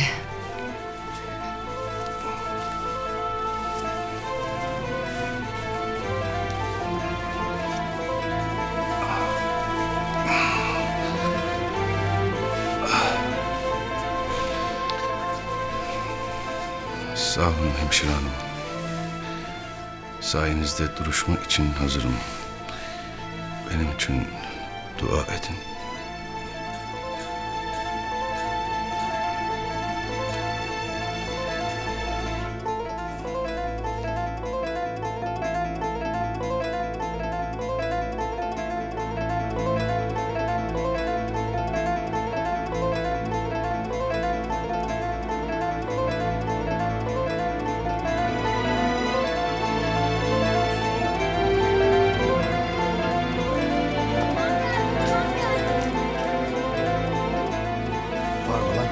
Bağırma.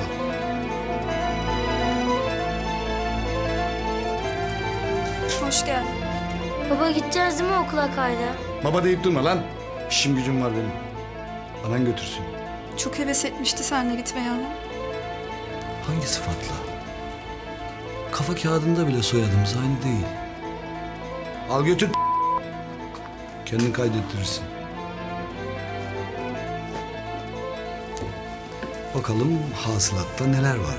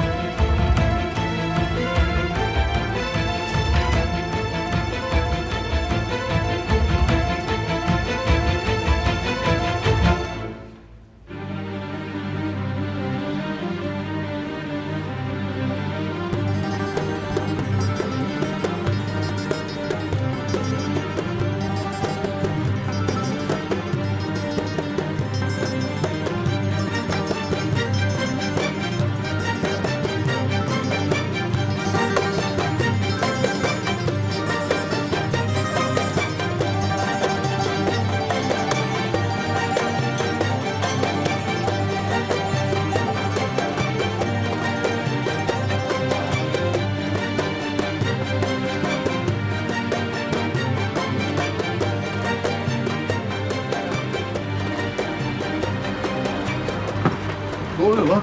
Ne oluyor? Bu sefer ecel bile gelse bırakmam seni. Bırak gideyim. Yanlış adamın peşindesin abi. Bırak ne olur gideyim. Çoluğum var, çocuğum var benim. Bana bak. Bana bak. Gözümün içine bak. Şimdi seninle doğru adliyeye gidiyoruz. Patronun duruşması var. Her şeyi anlatacaksın. Duydun mu beni? Bildiğin her şeyi anlatacaksın. Yürü hadi.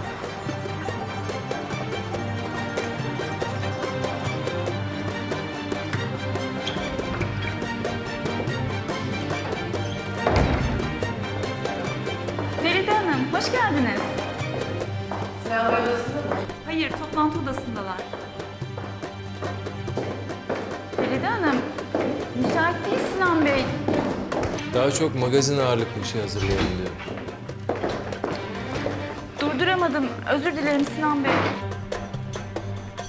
Arkadaşlar siz konuştuklarımızı mütalaa edin. Tekrar konuşuruz. Buyurun.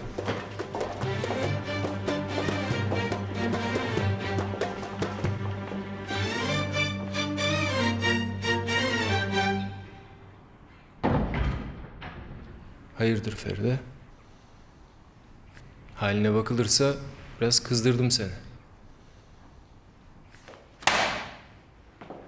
Bu ne? Bir haber. Yalan bir haber. Nereden biliyorsun? Sordun mu Mahir'e? Sormadım. Ama doğru bir haber değil.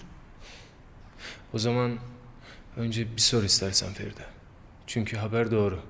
Kaynağını doğrulattım. Bu zavallı adamı hastanelik etmiş Mahir. Hem de kezzap dökerek.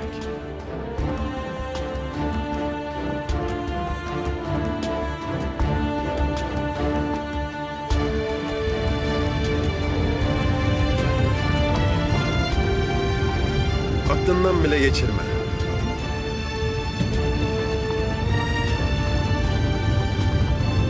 Kaptan gazla biraz kaptan.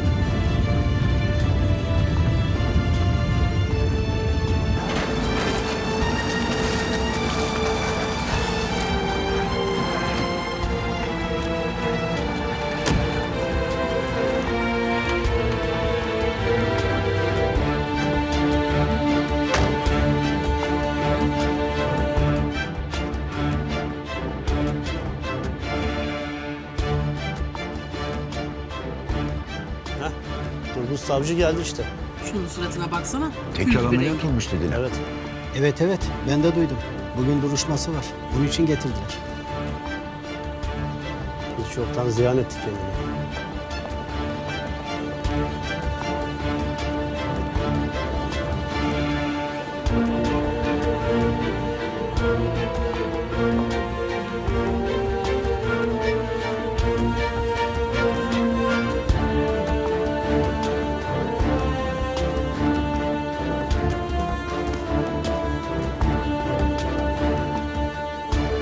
Turgut Savcı. Büyük bir yanlış anlama cancağızım. Birazdan adalet yerini bulacak. Konuşmayın, susun savcı bey, yasak. Çıkarken elimde kelepçe olmayacak, hatırlatırım yalnız ha.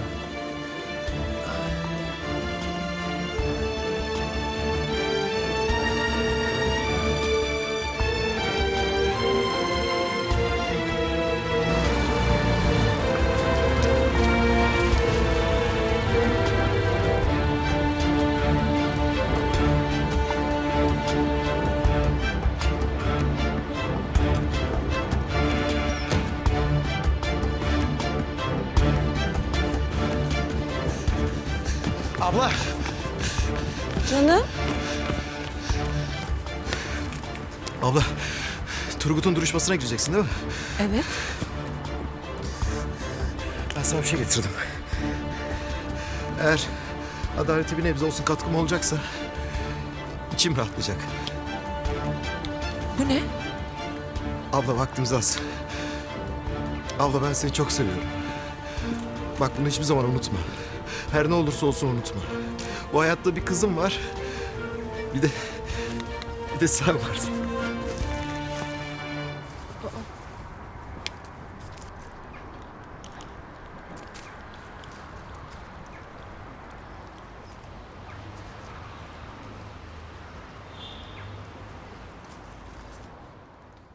Sayın mahkeme heyeti. 20 yıllık meslek hayatımda ilk kez bu kadar küçük düşürüldüm.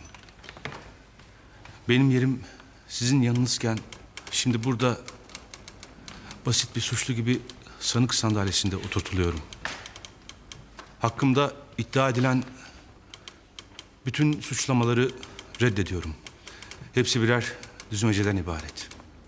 Benim gibi bir adalet neferini susturma çabaları bunlar. Karımı, Serra Akın'ı ben öldürmedim. Evimden kaçırıldım. Tanımadığım kişiler tarafından günlerce bir yere kapatıldım. İşkence gördüm. Sanki katil benmişim gibi tertip edildi hadise.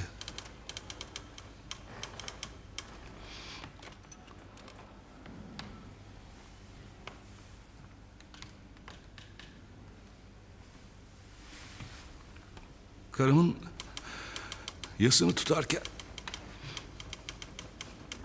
bir de onu öldürmekle suçlandım. Ömrümde sahip olduğum yegane güzelliğe neden kıyayım? Turgut Bey, peki babanızın hakkınızda verdiği ifadeye ne diyorsunuz? Hiç sormayın sevgili meslektaşım. Bunca acı çekerken bir de üstüne sırtınızdan hançerlenmek ne demektir bilemezsiniz. Her şey o mahir karının tezgahı. Sırf babasını ipten alabilmek için hakim Feride Şadoğlu'na yaklaştı. Aylarca hepimizi stajyer avukat Salih İpek olarak kandırdı. O günlerden bugünlere geldik. Şimdi de öz babamı kandırarak bütün suçları üzerime yıkmaya çalışıyor. Mamavi, ben Yüce Mahkeme heyetine güveniyorum.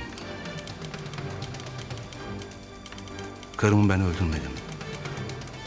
Masumum. Adaletinize sığınıyorum.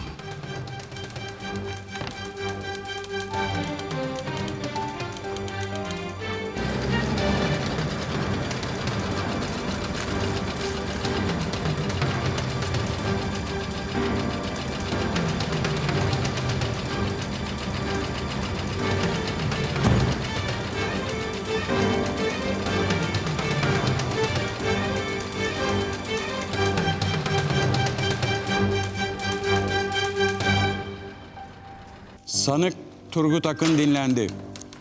Kısaca karısı Serra Akın'ı öldürdüğü iddiasını reddetti.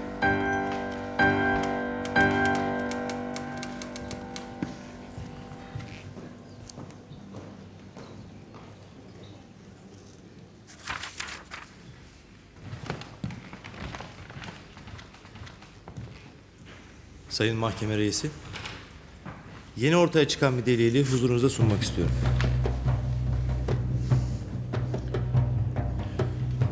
İddia makamı bu delili bizimle paylaşmamıştır. Malumatımız yoktur. Haklısınız. Lakin benim de elime şimdi geçti. Bu ne saçmalık Fikret?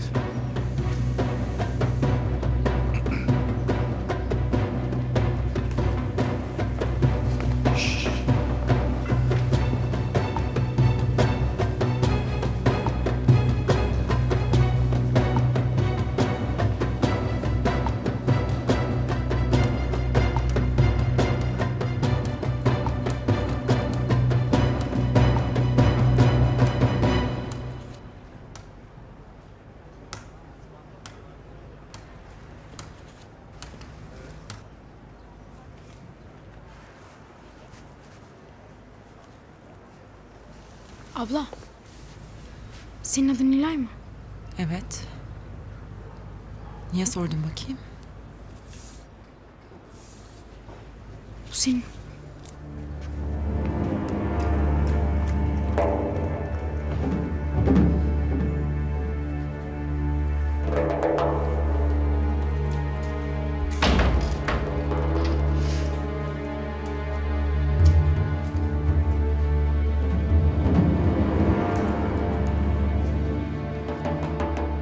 Sen o çatının altında emniyettesin ya sözüm ona.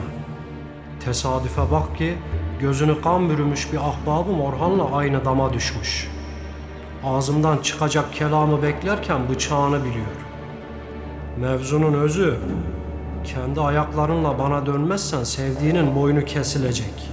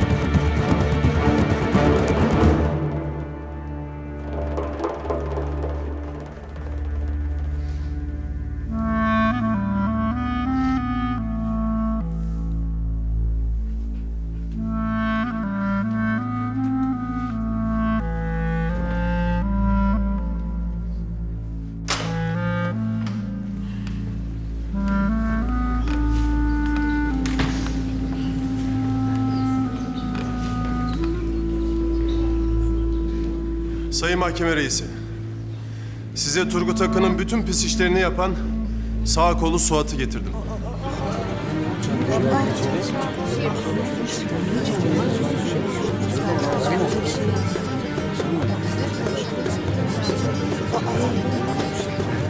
Beyefendi oturun. Mahkemede sessizlik sağlansın. Dingo'nun ahırı değil burası. Ani girişimden ötürü bütün mahkeme heyetinden, sayın savcım sizden özür dilerim. Lakin bu tanığı dinlemelisiniz. Turgut Akın'la alakalı ne varsa bu adam hepsini biliyor. Peki oturun.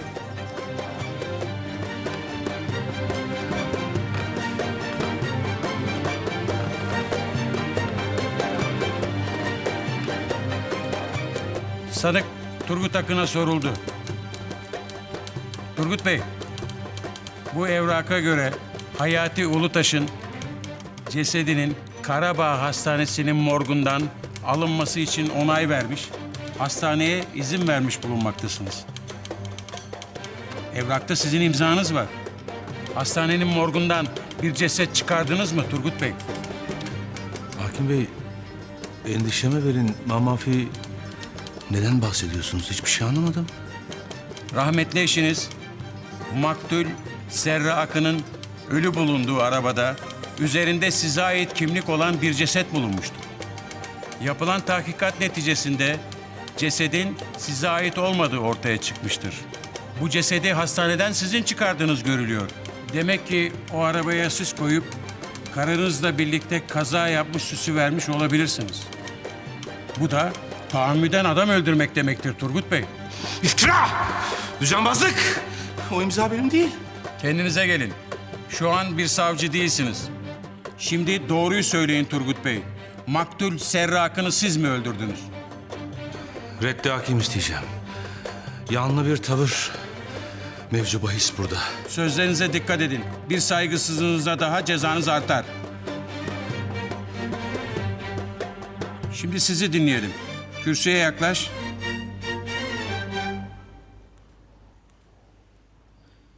Hüviyetini göster.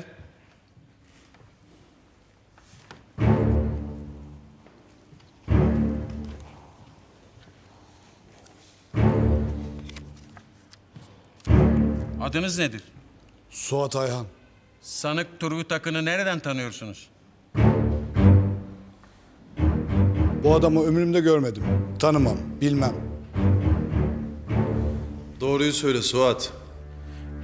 Mahir Bey, sizi de atmayayım dışarıya. Susun.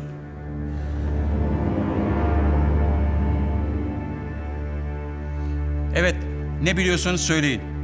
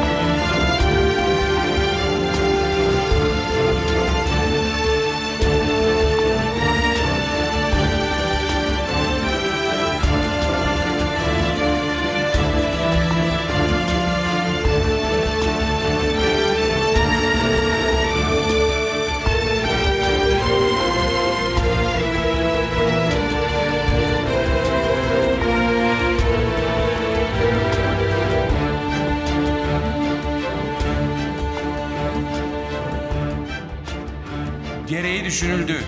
İncelenen deliller, dinlenen tanıkların ışığında sanık Turgut Akın'ın eşi Serra Akın'ı öldürme suçundan tutuklu yargılanmasına oy birliğiyle karar verilmiştir.